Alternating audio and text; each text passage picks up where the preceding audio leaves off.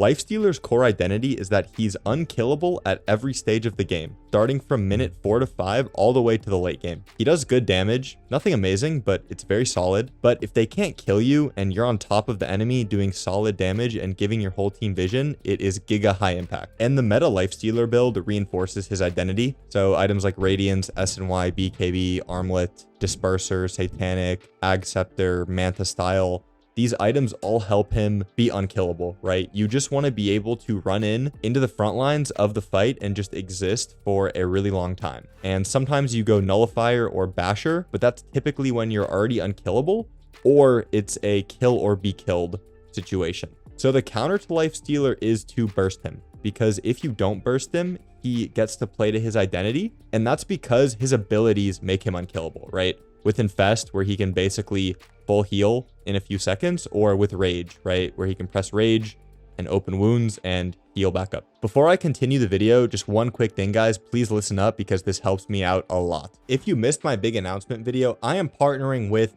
Game Leap. Yes, that noob speed. And they're supporting all my Dota content, and they're allowing me to make more Dota content than ever, better Dota content than ever, and I'm playing Raid Shadow Legends now. And if you want to support me and keep seeing my Dota content, play Raid with me. So join the Krabby Raid clan. Click the link in the description and get 2 legendary champions and 3 epic champions, and this is like $200 worth of stuff, or like 6 to 12 months of free-to-play grinding. So the counter to Lifestealer is to burst him before he gets to use his abilities.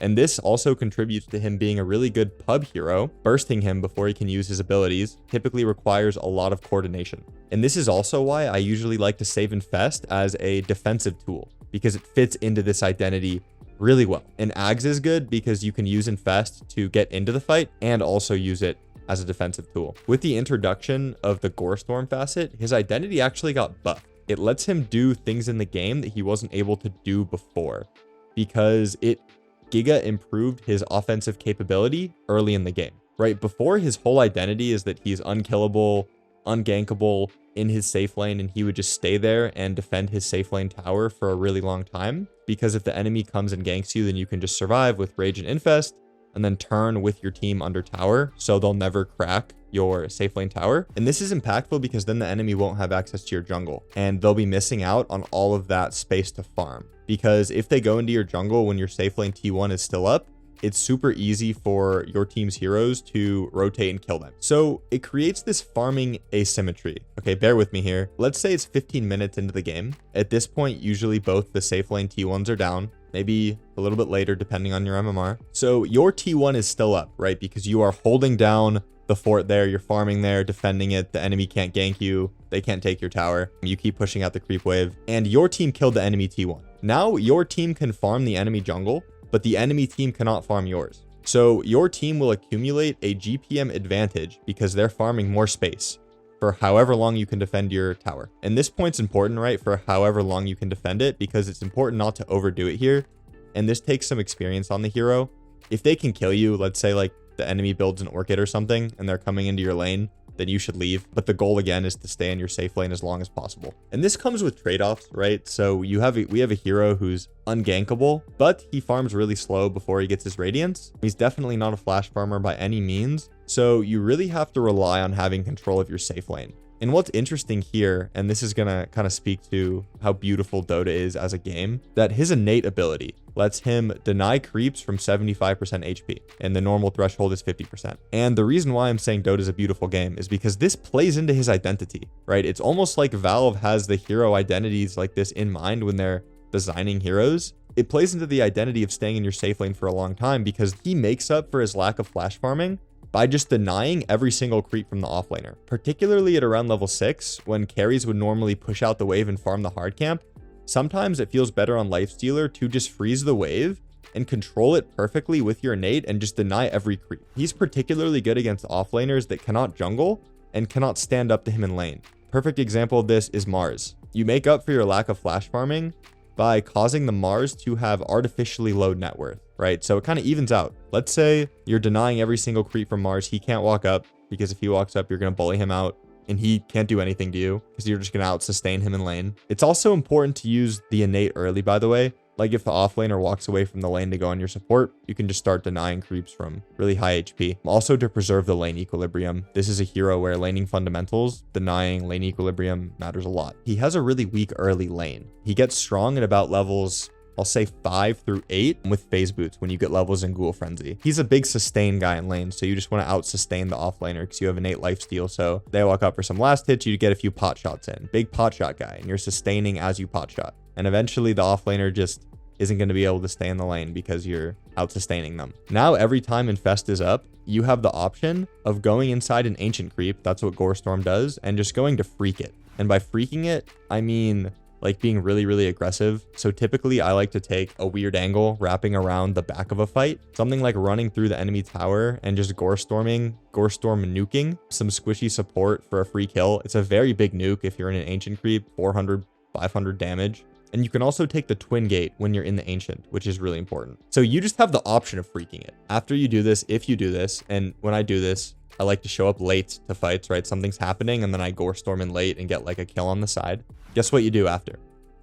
Go back to your safe lane, and you keep occupying that space and denying the enemy your tower. Again, this Gore Storm facet was a huge identity buff to Lifestealer because now his identity includes this offensive capability early game to contribute to fights, and it really makes up for his kind of lack of tempo before, because now you have the option to play a little bit faster.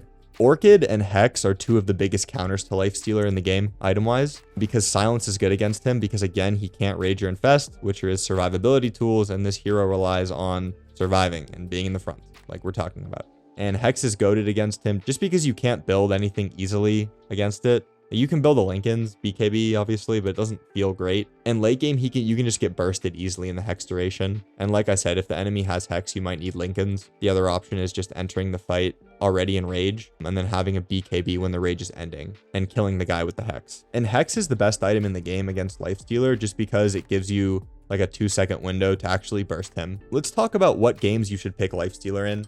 And the short answer is games where he can be unkillable, right? Because that's his identity, but he's not unkillable in every game. And I actually really don't like playing him in games where he's killable. It's not very fun. So let's think about what kills him, right? So Rage is good against magic stuff. So physical damage is good against him, specifically physical burst damage, right? Where Rage doesn't matter. Again, silences are solid against him, but he can itemize against it. Lifestealer's good if you look at the 5 enemy heroes and you know that you can press Rage whenever you want and just be unkillable. It gets weird if you feel like you have to be raged in the fight. Again, and this is another way to kind of put this idea. So he's the most powerful when the threat of rage is stronger than the rage itself. Perfect example of a hero that fits this is Invoker. And you can think of this like a game theory problem. Lifestealer wins the game every time because Lifestealer's move is just to hold rage. And then if Invoker casts his spells on Lifestealer, let's say Cold Snap, Meteor, Tornado, you just press rage. And bro just wasted all of his spells, and it feels really bad for the Invoker because the spells literally did nothing, and you can press rage at any time on Lifestealer as Invoker's casting his spells on you. So as Lifestealer, again, you just run up to him and you don't rage, and it feels good. An opposite example of this, and a hero that I think is pretty good against Lifestealer, is Disruptor. You have to enter the fight in your rage, or else you're going to get Static Storm. This is not ideal because, again, it feels best when the threat of rage is better than the actual rage, because once you use rage and you don't have it and it's on cooldown, good players will just focus you down and you can die to magic damage as well. That's a game theory problem where you have to press rage before you walk in. And in games like this, again, it's a solvable problem, right? You can get a BKB just for longer magic immunity, but it just doesn't feel like amazing. Also, if you like this identity video / guide on a specific hero, like this video and comment what hero you want me to do next. And if I get a lot of a certain hero, guys, I will do it. I will make a video on a hero that gets commented a lot, unless you say Kez. Oh, also go download Raid Shadow Legends and complete the tutorial and join the upcoming Krabby Clan if you want to support me for free. Because again, if this game leap thing doesn't work out, then the Dota content will probably not exist.